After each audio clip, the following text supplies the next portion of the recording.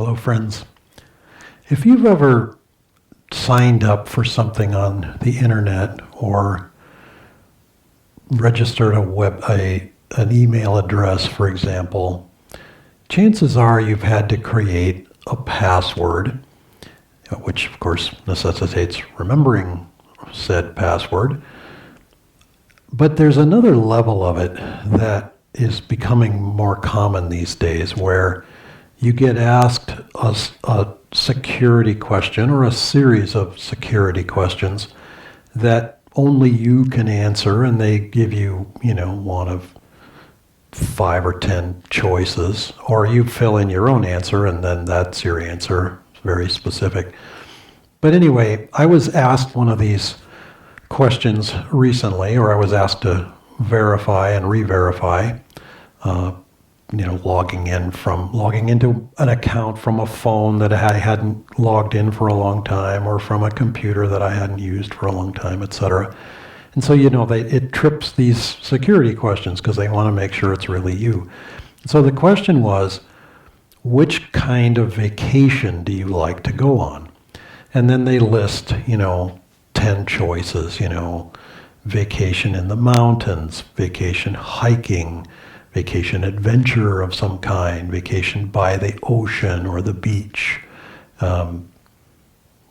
whatever else. Maybe I'm sure there are lots of, going to the amusement park or something. But anyway, or foreign travel.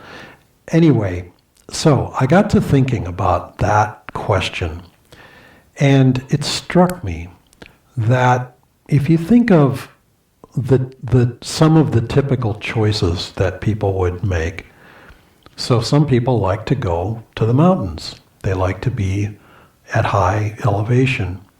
They like to be among the mountainous, the very solid, grounded earth, in the rocks. It's kind of an interesting way of looking at it, which is indicative of the first chakra.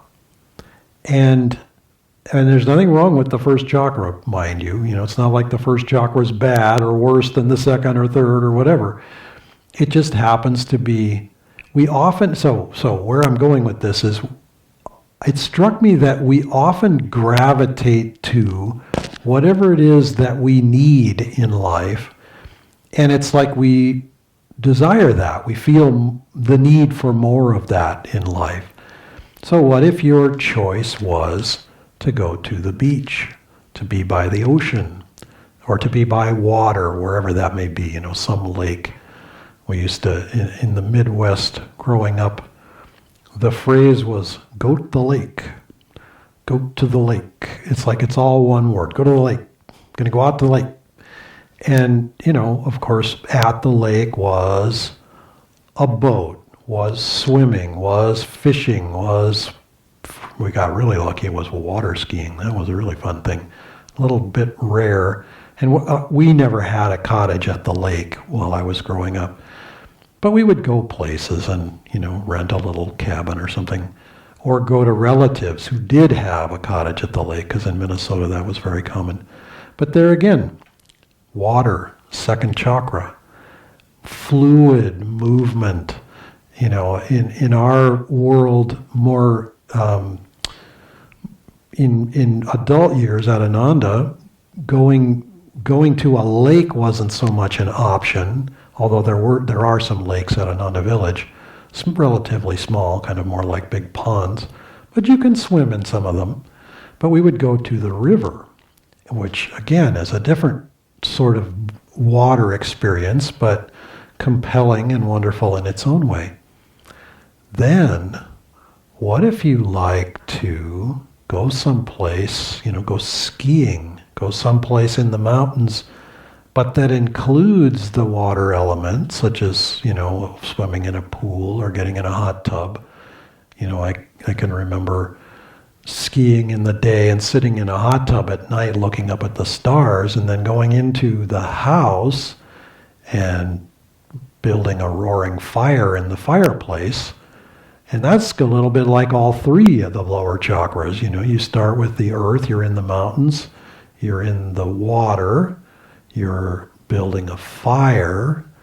And it's just interesting to consider what are those elements that are kind of fundamental to our nature, and how do we bring them into balance? Because the years have convinced me that we are, all of us, looking for balance in one way or another, and we often, it's sort of human nature to look for that balance outside of ourselves. We sort of go hunting around for it, thinking, okay, well, if I go there, I'll find it. And to a degree, of course, we do, because the environment is stronger than willpower. And so if ocean, if being by the negative ions of ocean and that, sea breeze, salubrious climate is what we need, then we will find it very nourishing and very nurturing, and it will, in fact, tend to balance us. But ultimately, the ultimate balance is not to be found outside, it's to be found inside. And so consider that security question in your own life. And at vacation, it's not so much about vacation as just what environment makes you sort of feel most harmonious and why. And what can you do to create that environment on the inside, wherever your environment may be. I can remember, because when we lived in India, several times, not necessarily several times in a year, but usually at least once in a year, we would be making a trip across the planet to come back and visit family, to visit Ananda in America or in Europe. And those flights were minimum of 8 hours, and some of them were 12 and 15 or 16 occasionally. And that's a long time to sit on an airplane. And especially in the economy section, jammed into a middle seat, which occasionally did happen. The economy part happened almost all the time, but the middle seat we tried to avoid if we could help it. But I remember this feeling of just desiring to be upside down, just to get my feet up in the air. I remember, sometimes we would get to a hotel room if that's, we were at an interim stop, and I remember putting my legs up the wall, next to the bed or from the floor up against the bed, and just staying that way with my feet up in the air, because, being upright and sort of jammed in, that urgent need of balance was very apparent to me. But take time in these days, meditate for the next few days if you feel to. What is it that brings your consciousness, your awareness, your nature, you could even say, your vibration into balance?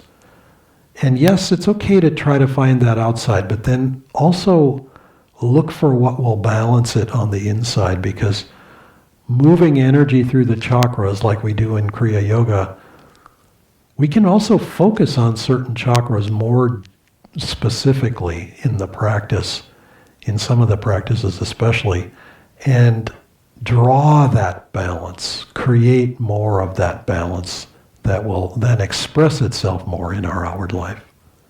Namaste.